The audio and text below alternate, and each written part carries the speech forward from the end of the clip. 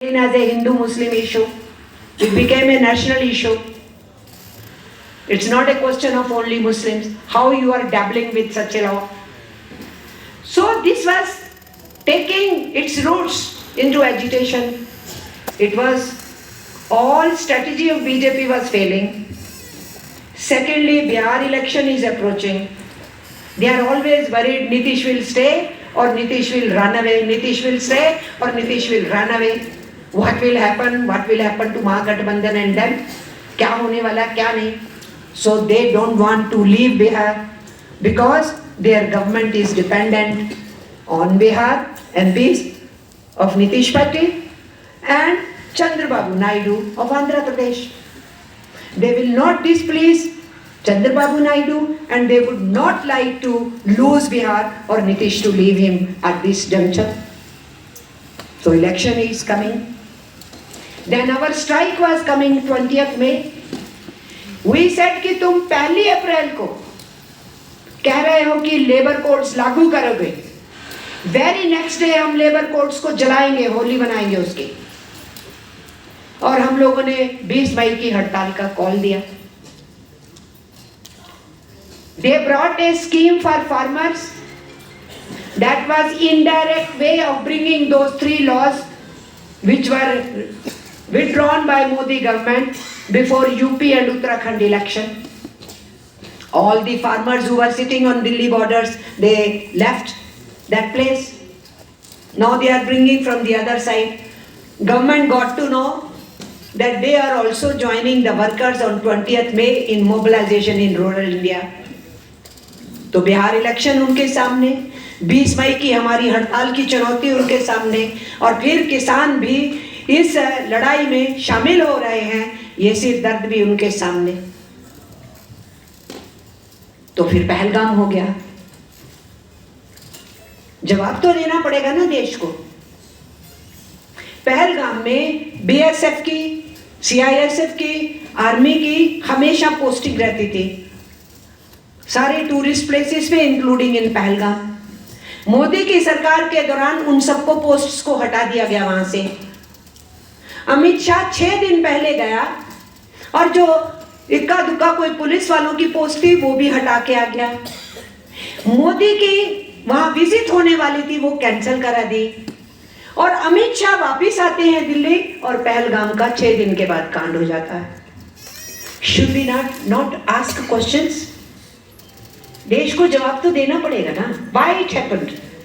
Why Pahalgam at this stage? So this is also a very serious question.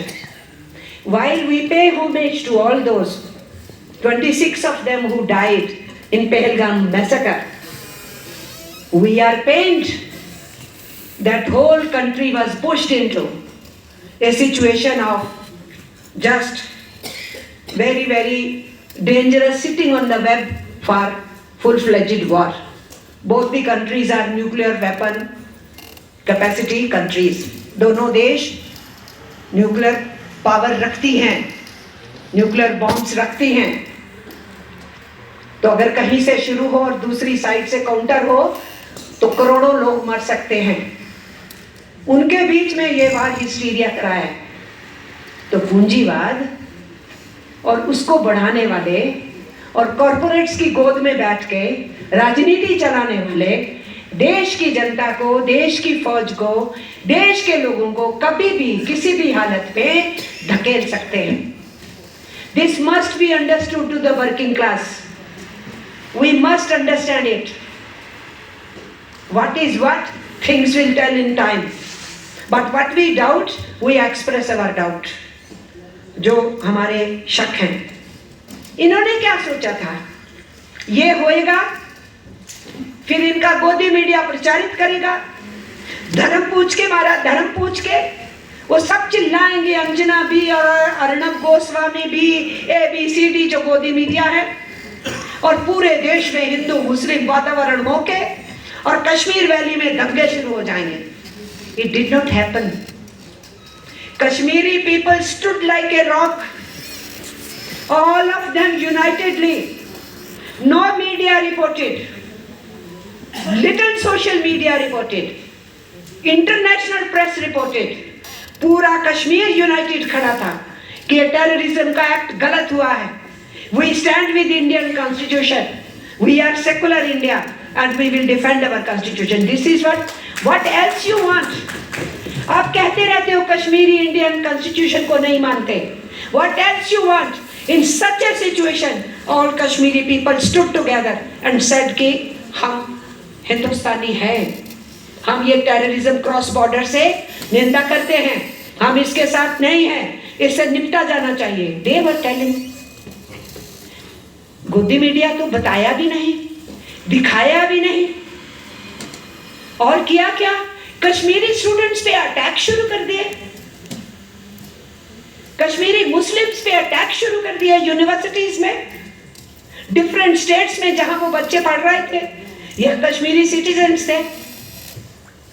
और use क्या हो रहा है, गोदी मीडिया की वो कैंपेन यूज हो रही है, मार दिया, धर्म पूछ के मार दिया, धर्म पूछ के मार दिया. All that was going on, that targeted our Muslim children, Muslim workers wherever they were, Muslim employees wherever they were, Kashmiris. That all happened. So in that situation also, we find there were two types of reportings going on.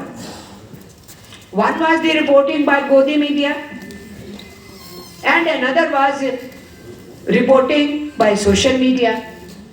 But then the 7th May incident happened early morning. जब army ने उनके terrorist ठिकानों पे हमला किया, उधर से उनकी आर्मी ने जवाब दिया. हमारी इंडियन आर्मी ने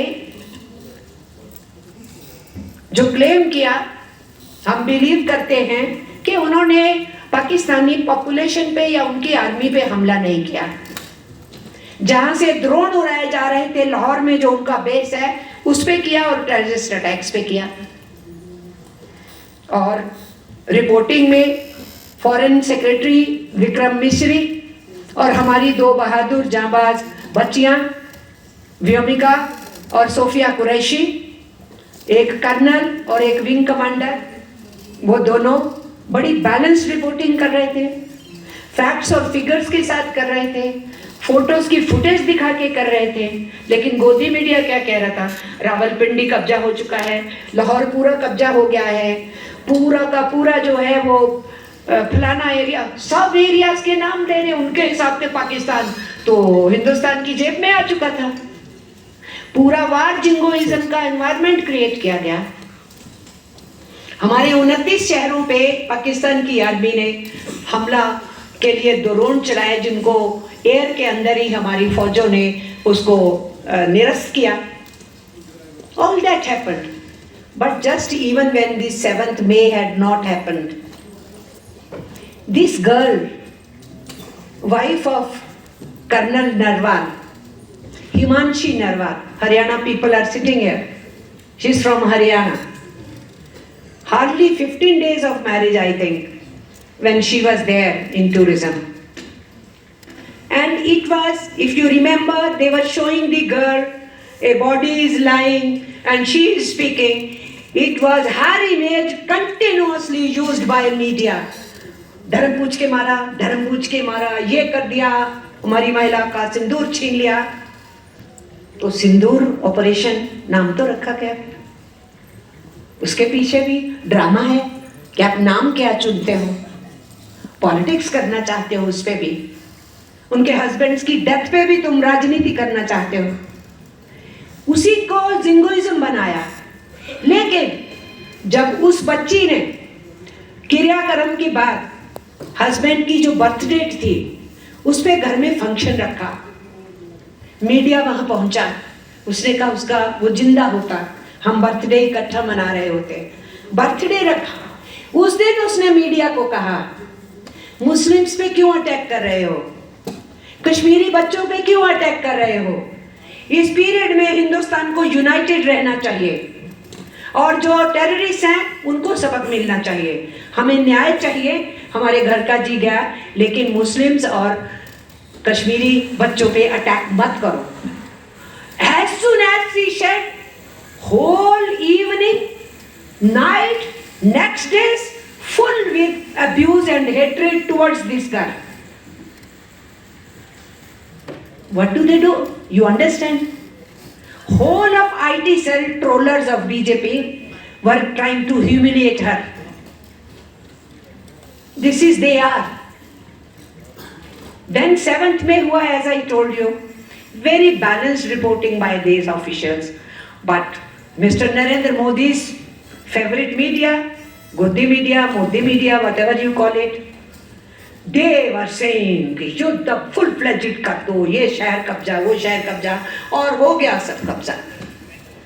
World was laughing on India, and this media was making us joke, mocking on us, the whole world media on us.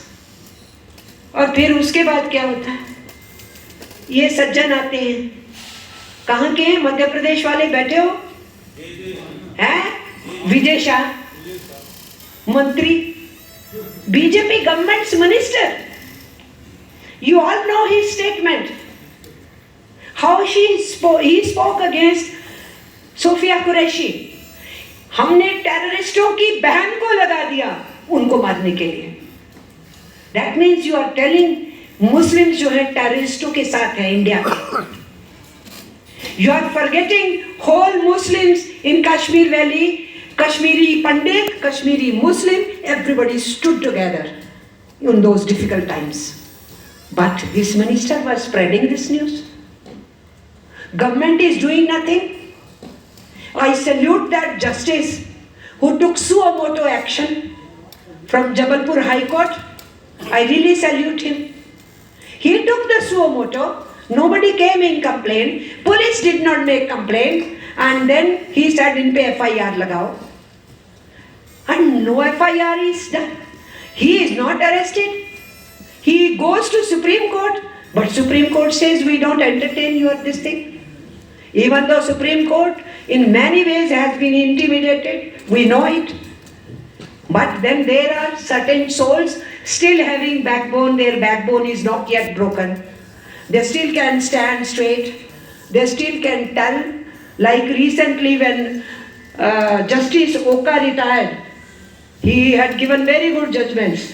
And then Justice Oka said, I will not accept any government appointment, because you know, whosoever salutes the government, giving them judgment for their favor, is given governorship, is given diplomat post, is given Human Rights Commission post, different positions are given to them so that they remain in job in one or the other. So, वो हुआ. अब वो तो हुआ, उस पर तो आप एक्शन नहीं कर रहे हैं. और हरियाणा वाले, जहाँ की उस बच्ची के साथ हुआ ट्रोलिंग की, प्रोफेसर को, अली खान महमूदाबाद को अरेस्ट कर लिया. जो तुम्हारी फेसबुक है वो एंटी नेशनल है, एंटी वुमेन. और वो वुमेन कमीशन की चेयरपर्सन एक बार भी जवाब नहीं दे पाई कि इस में दिखाओ तो सही जो आपकी कंप्लेन, इनकी जो स्टेटमेंट है, कोई एक शब्द, कोई एक लाइन दिखाओ कहाँ एंटी वुमेन है. She could not reply. लेकिन उसको अंदर भेजा. उसकी फेसबुक में कुछ भी गलत नहीं है. उसने तो यही कहा था कि ये जो हुआ टेररिस्टों के ऊपर अटैक, हमारी आर्मी ने क्या ठीक किया. ये हमारे देश को अमन चैन चाहिए, लड़ाइयाँ नहीं चाहिए. ऑल स्टेटमेंट्स वर ओके. लेकिन तकलीफ किस चीज ने दी उनको? सरकार को, उस महिला को तकलीफ किस चीज से हुई? उन्होंने प्रेस किया इस प्रेस कॉन्फ्रेंस को, ये जो दोनों आर्मी ऑफिसर्स और फॉरेन सेक्रेटरी करते थे, उन्होंने कहा कितनी बैलेंस्ड तरीके से असली तस्वीर पेश कर रहे थे. और साथ में उसने कहा कि वो सेकुलर इंडिया के, सेकुलर कॉन्स्टिट्यूशन की वैल्यूज को अपहोल्ड कर रहे थे. इस तारीफ के बाद उन्होंने लिख दिया कि इस सरकार को ये जो सोच है ये जमीन पे उतर के लागू करनी चाहिए, क्योंकि वहां मॉब किलिंग होती है, वहां बुलडोजर चलाए जाते हैं. तो वो तो बैलेंस रिपोर्ट थी, पर गवर्नमेंट ये करती है नीचे. अब ये तो नहीं पचेगा ना मोदी को. ये किसी भी बीजेपी भक्त को, अंधभक्त को पचेगा ही नहीं। उनको बहाना ढूंढना ही था, क्योंकि पहले भी वो उस प्रोफेसर से बहुत तकलीफ में थे, क्योंकि वो सेकुलर वैल्यूज को फॉलो करता है। उसको पकड़ के आप जेल में डालते हो, और विजय शाह सुप्रीम कोर्ट भागा जाता है, और मोदी का मुंह नहीं खुलता है, और हमारे आर्मी ऑफिसर की इंसल्ट की जाती है। Where are we? किस हिंदुस्तान में आज हम हैं? और इतना ही नहीं, फॉरेन सेक्रेटरी को बीजेपी के आई ट्रोलर्स ने ट्रोल किया, विक्रम मिश्री को, उसकी बेटी को ट्रोल किया। जो जर्नलिस्ट दोस्त यहां बैठे हैं उनको मैं बताना चाहती हूं, वो दा वायर में काम करती है। दा वायर सोशल मीडिया पे है, वरदराजन उसको चलाते हैं, और वो क्वेश्चन करता है सरकार से, और विक्रम मिश्री की बेटी दा वायर में काम करती है। ये सब नॉलेज इनको रहती है।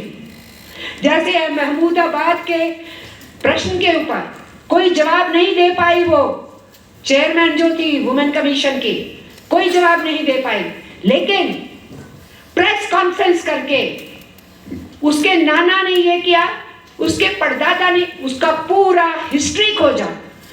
वो एक राजा खानदान से आने वाला वो बच्चा है जो प्रोफेसर है, उसकी पूरी हिस्ट्री उठा लाए तुम लोग, और बोलने लग गए।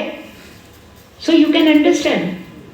तो उनको ये भी पता है कि विक्रम मिश्री की बेटी दा वायर में काम करती है, उसकी ट्रोलिंग की। किसको छोड़ते हैं ये? किसी को नहीं छोड़ते हैं, क्योंकि यही स्टाइल होता है। जिनकी फासिस्ट सोच हो उनका यही स्टाइल होता है। हर आवाज दबानी है, चाहे अपने इर्द गिर्द की ही क्यों ना हो, चाहे सत्ता के बीच में बैठे लोगों की ही क्यों ना हो, चाहे अपनी पार्टी के अंदर से कोई क्वेश्चन करेगा तो उसके लिए वो ही क्यों ना हो। Everybody's voice has to be shut. It begins with larger movements, then the media, control on media, and then it goes to all citizens, then it comes from within the system, where the system they are using. And this is not happening only in India. As economy, the worldwide is synerging. जैसे पूरी दुनिया में अर्थतंत्र घुल मिल रहा है, हो रहा है, तो उससे अपने अपने इकोनॉमीज को सेफगार्ड नहीं करेंगे तो हम नहीं बच सकते हैं। इसी तरीके से पूंजीवाद फिर से अपने नए आक्रामक रुख में जो तेजी से हो रहा है सेकेंड वर्ल्ड वॉर के बाद, अब जब अपने क्राइसिस से वो बाहर नहीं निकल पा रहा है, तो हर देश के अंदर न्यो फासिस्ट, न्यो नाजिस, अब न्यो शब्द यूज करो या नहीं, फासिस्ट और नाजिस कह दो, उसके ऊपर भी बहस की बात नहीं है, लेकिन उसी सोच वाले, फासिज्म और नाजिज्म की सोच वाले नेता पैदा हो रहे हैं। अलग अलग जगहों पे सत्ता को काबिज करने की कोशिश में हैं। कुछ जगहों पे सत्ता में काबिज हो गए हैं, कुछ जगहों पे ऑलरेडी नंबर 2 आ गए हैं। ये सब पूरी दुनिया के पैमाने पे हो रहा है।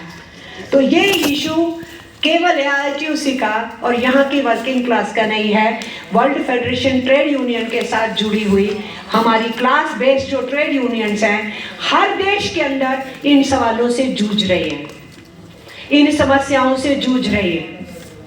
इसलिए हमें उनसे लेसन सीखना है। हम क्या करते हैं वो हमसे समझते हैं, वहाँ सियासतदान क्या कर रहे हैं, यहाँ क्या सियासतदान कर रहे हैं। ये पृथ्वी जो एक ग्लोबल विलेज की तरह है, it has to have our vision, international vision, global vision, and within that looking the effect on our country.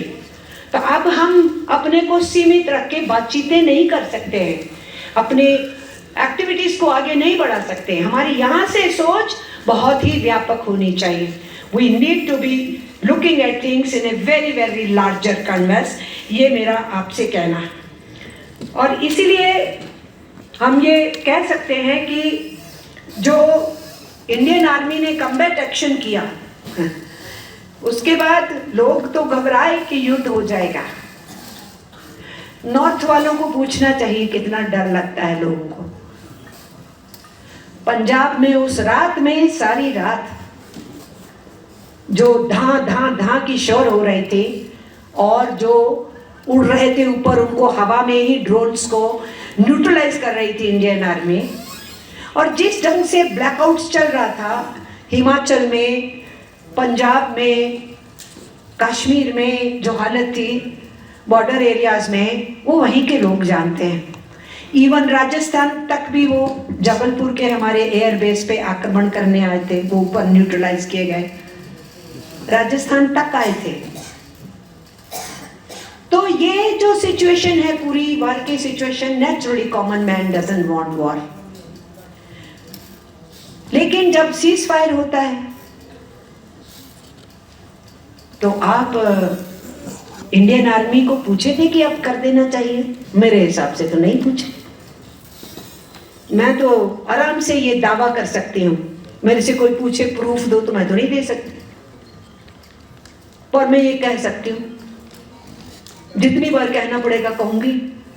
सरकार कहेगी झूठ बोलो, मैं फिर से बोलूंगी। मोदी ने जो सेंटेंस यूज किया था, हमने आर्मी को खुली छूट दे दी है, यही स्टूपिड सेंटेंस है। हिंदुस्तान की आर्मी इंडियन कॉन्स्टिट्यूशन के तहत काम करती है। President of India Indian armed forces की हेड होती है और इंडियन पार्लियामेंट और इंडियन एग्जीक्यूटिव जो है वो उसके अंडर आर्मी होती है। पॉलिटिकल पावर्स डिसीजन लेती हैं, आर्मी को बताती हैं, आर्मी ने एग्जीक्यूट करना होता है। हाँ, जब आर्मी एग्जीक्यूट कर रही है उस टाइम पे आप उनको फ्रीडम देते हैं कि आप देखिए कि बेस्ट वे क्या है। हमला करने का, कम्बैट करने का फैसला आर्मी नहीं करती है, पॉलिटिकल सिस्टम करता है। मोदी कह रहे हैं मैंने आर्मी को खुली छूट दे दी, ये भी सोच समझ के सेंटेंस है। और जब सीज फायर किया, तुमने पूछा आर्मी वालों से? आई डाउट, नहीं पूछा। पॉलिटिकल डिसीजन लिया गया, किसके कहने से लिया गया? जवाब नहीं मिल रहा, क्योंकि हिंदुस्तान ने या पाकिस्तान ने तो डिक्लेयर नहीं किया सीज फायर, ट्रंप ने किया, उसके बाद इंडिया ने किया, उसके बाद पाकिस्तान ने किया। और ट्रंप हट ही नहीं रहा है, अभी तक नहीं हट रहा है ये कहने से I told them, you have to stop the war. If you don't stop the war, I will not do trade with you. जैसे वो बोलते हैं, no, no, no, no, no trade with you. मैं तुमसे मैं बिजनेस नहीं करूंगा, तुमसे कोई धंधा नहीं करूंगा, कोई ट्रेड का एग्रीमेंट नहीं करूंगा, युद्ध रोको। मैंने ये कहा इसलिए हो गया। अगले दिन स्टेटमेंट दे रहा, there could have been nuclear pilferage, dangerous, मैंने करवा दिया। एक बार भी तो नहीं बोले, एक बार नहीं बोले कि ट्रंप ने इंटरवीन किया था।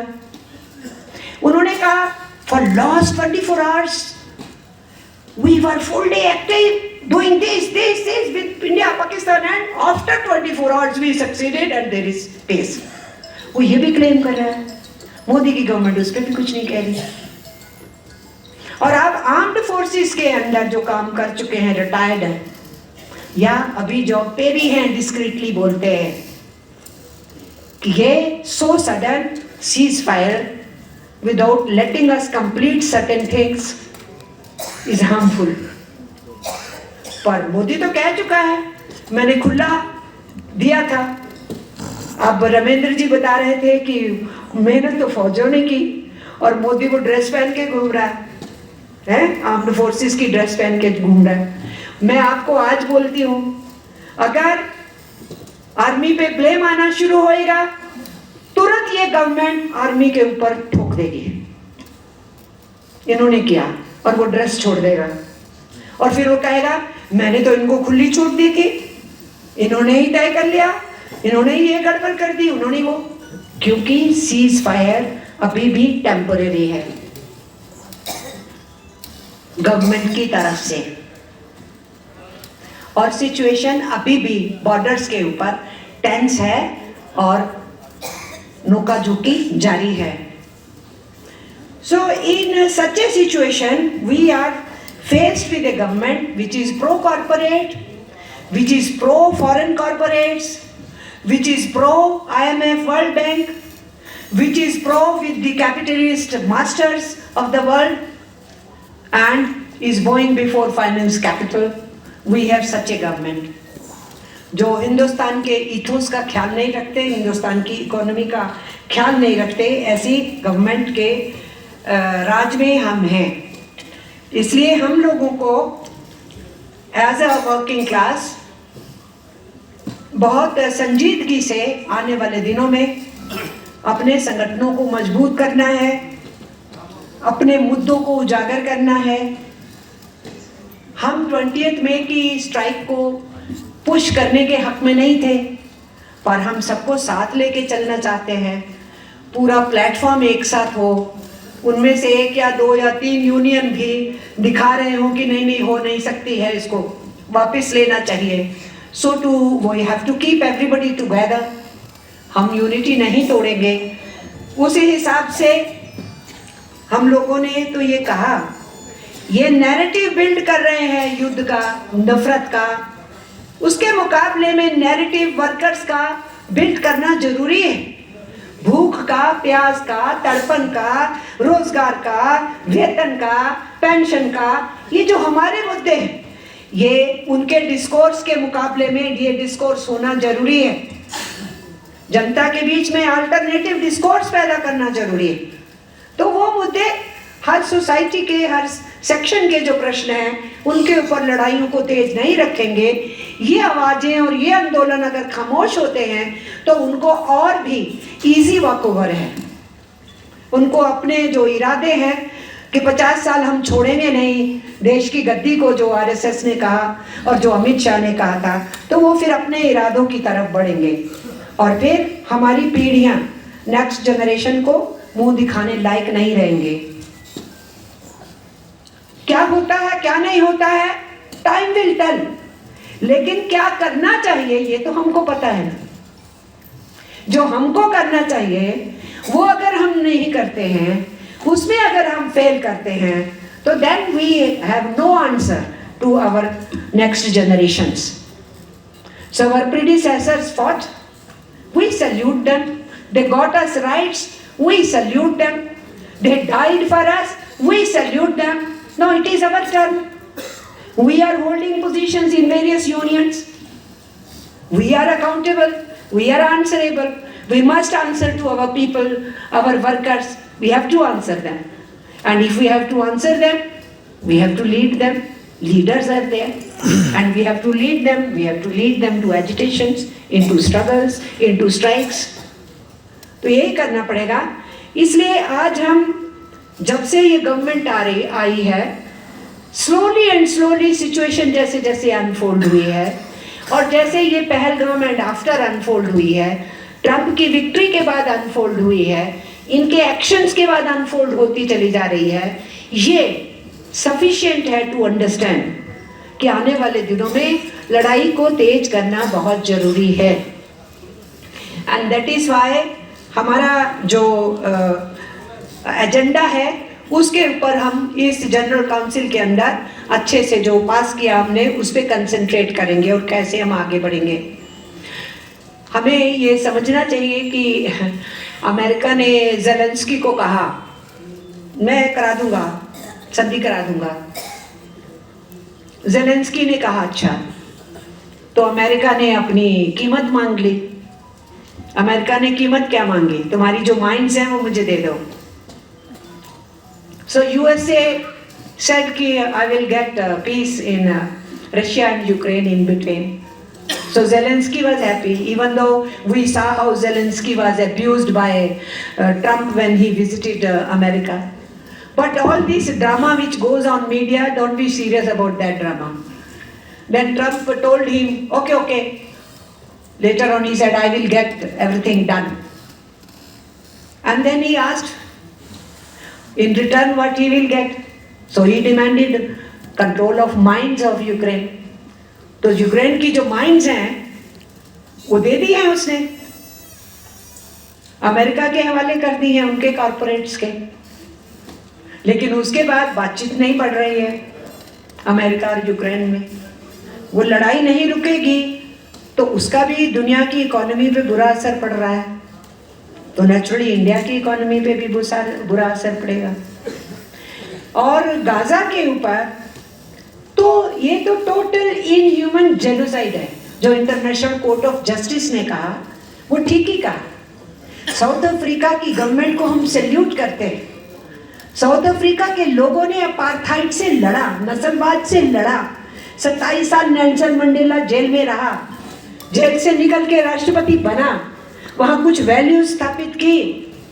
उन्होंने झेला है अपार्थाइड को, नस्लवाद को, जेनोसाइड को। इसलिए कोई और नहीं बोला, साउथ अफ्रीका की government international court of justice में गई इस पैलेस्टीनियंस के नरसंहार पे। और इंटरनेशनल कोर्ट ऑफ जस्टिस ने कहा कि ये जेनोसाइड है, ये आम किलिंग नहीं है, ये कोई हमास ने एक एक्टिविटी कर दी तो उसके खिलाफ एक रिएक्शन हो गया। हमास ने जो किया था गलत था, उस पर एक रिएक्शन हो गया। क्या ये केवल रिएक्शन है? No, it is a full agenda to see to it how the Palestinians are thrown out of Gaza area. Very dangerous move. That all will have bad impact, and on us it is already showing bad impact. हमारे उत्तर प्रदेश से 2 installments of our construction workers is already got to Israel. Uttar Pradesh से हमारे construction workers की 2 installments गई हैं government of India के जरिए से इजराइल में, मरने के लिए छोड़ा उनको वार जोन में। हरियाणा से गई हैं, रोहतक और उसके आसपास के एरिया से। और जब उन बच्चों से पूछा गया तुम क्यों जाना चाहते हो, मर जाओगे वहां, व्हाट वाज द आंसर? यहां मर रहे हैं, काम नहीं है, परिवार भूखा है, बूढ़े माँ बाप को खिला नहीं सकते हैं, बच्चों को दूध पिला नहीं सकते हैं, तो वहीं जाके मर लेंगे। लेकिन वहां मरने से शायद मुआवजा मिल जाएगा हमारी फैमिली को, यहां तो कुछ भी नहीं मिलेगा। It's desperation. एक डेस्परेशन में भूखा व्यक्ति, खाली हाथ व्यक्ति कह रहा है मैं मरने को तैयार हूं। आप समझ सकते हैं। तो क्या ये इजराइल पैलेस्टाइन उतनी बार है? Indian government is fully with Israeli government, we should understand. India always stood with Palestine. AITUC always stood with Palestine before independence. Indian political classes always stood with Palestine. लेकिन अटल बिहारी वाजपेयी के आने के बाद BJP ने Israel की secret agency Mossad को India में जगह दी। और उसके बाद से इनकी जो पॉलिसी है, फॉरेन पॉलिसी, उसमें इजराइल इंपॉर्टेंट हो गया। पैलेस्टीनियन क्वेश्चन उनके होमलैंड का पीछे चला गया। अब इस वार के टाइम पे जिस ढंग से मोदी ने पहला बयान दिया, उसके बयान के बाद मोदी भक्तों ने अपने मोबाइल के ऊपर जो निशान बना होता है ना, आपके व्हाट्सएप पे आपका या चेहरा होता है, या आप फूल लगा लेते हो, नानी की फोटो लगाते हो, दादी की लगाते हो, कुछ लगाते हो, या अपने किसी हीरो की लगाते हो, मार्टियर की लगाते हो, फ्रीडम फाइटर की लगाते हो। जिन्होंने बीजेपी के लोग थे, उन्होंने वहां से अगर नेशनल फ्लैग था या बीजेपी फ्लैग था, वो रिप्लेस करके इजरायली फ्लैग लगाया। दिखता नहीं है हमको? क्या हमें समझता नहीं है? क्या समझते हैं ये मोदी बात? सब समझ में आता है। There was a clear signal and there was such a threat कि नोबडी शुड प्रोटेस्ट। मुस्लिम्स तो डर गए थे, और जो सेकुलर फोर्सेस हैं उनको भी डराने का धंधा किया गया। परमिशन नहीं दे रहे थे पैलेस्टाइन के ऊपर युद्ध नहीं होना चाहिए, ये बात कहने के लिए। मैं AICCTU वालों की कॉन्फ्रेंस में गई तालकटोरा स्टेडियम। उन्होंने मुझे कहा, कॉमरेड, पुलिस वालों ने जो हमने पैलेस्टाइन की सॉलिडारिटी में बोर्ड लगाए थे वो उतरवा दिए आके। मैंने कहा क्यों उतरवाने दिया आपने? मैंने कहा आपको डट जाना चाहिए था, क्या कर लेते वो आपका? नहीं, आपने कैसे अलाउ कर दिया हमको कि पुलिस वाली उठा के ले गई आपके? बोर्ड में कुछ नहीं लिखा था, यही लिखा था we stand with Palestine, Palestine should have their homeland, war should be stopped on them. इसमें क्या बुरा है? इसमें मोदी के खिलाफ क्या है? मोदी के खिलाफ है। क्योंकि क्या आज दोस्ती है? क्या अटल बिहारी वाजपेयी ने अचानक ही यूं ही उनके इजराइल के लोगों को यहाँ पर इतना आदर सम्मान शुरू किया था? इट इज नॉट अचानक. There are historical records for visit of RSS groups to Israel, pre independence, post independence. और जब जनसंघ पार्टी बन गया तो जनसंघ पार्टी के डेलीगेट्स इजराइल के डेलीगेट्स के साथ एक्सचेंज करते थे. ये रिकॉर्ड्स इंडिया में गायब कर लेंगे, ये दुनिया के आर्काइव्स में मौजूद है. Zionists and RSS are no different in understanding, in tone, in ideology, in culture, in attacking those who are opposed to them.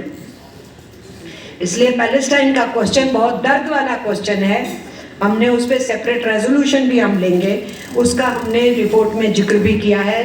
US Russia और यूक्रेन की लड़ाई और पैलेस्टाइन के क्वेश्चन पे हमारी नेबरहुड में खतरा आ रहा है फिर से कि यूनुस में, मोहम्मद यूनुस जो इस वक्त राज पे बिठाए हुए हैं बांग्लादेश में, और आर्मी में टकराव शुरू हो गया है.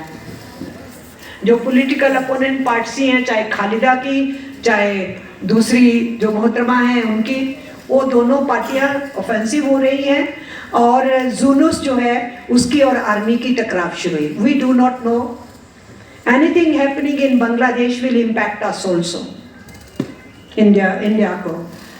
और पाकिस्तान का तो हम जानते ही हैं, रोग स्टेट है, जो सिचुएशन है वहाँ भी आर्मी पहलगाम की घटना के बाद फिर से वहाँ की इलेक्टेड गवर्नमेंट के ऊपर हावी हो रही. पाकिस्तान में तो ज़्यादा समय आर्मी का राज रहा है, बहुत कम समय सो कॉल्ड इलेक्टेड गवर्नमेंट्स का राज रहा है. तो अगर आर्मी वहाँ फिर से स्ट्रेंथन होगी तो हमारे लिए वो बुरी बात है, क्योंकि आर्मी तो फिर नोका झोंकी हिंदुस्तान से जारी रखना चाहिए. वो इनको भी फायदा देगा, उनको भी फायदा देगा, वहाँ के लोगों को भी तकलीफ होगी, हमारे को भी तकलीफ होगी. So that is also not good sign. Sri Lanka में तो वो लाल झंडे वाला जीता है, whatever brand it is, left party है वो जीते हैं, पर वो बड़े क्राइसिस में है इन द सेंस कि जिनसे वो राज मिला है उन्होंने वहाँ की इकोनॉमी का बहुत सत्यानाश करके गए. So in Sri Lanka the problem is that the left red flag people have come to power, whatever shade it is. We can't say how much they're politically where they stand, but they claim they are left, and we also understand they are a left party. But then they are left with a very, very bad economy by previous government. So whatever they promise, they won't be able to follow. They said nothing doing with IMF, World Bank, but they are trying to do everything with IMF, World Bank. So they are in problem as far as they are concerned. Nepal का जहाँ सवाल है, आपको लगता है कि बड़ी शांति से बैठा है नेपाल, शांति से नहीं बैठा है. All the left parties who had come together made a one party, was a very big inspiration for all the people in the neighborhood. But then all those parties broke and became into three once again. So the power change is happening now and then and now. So situation is not that stable. And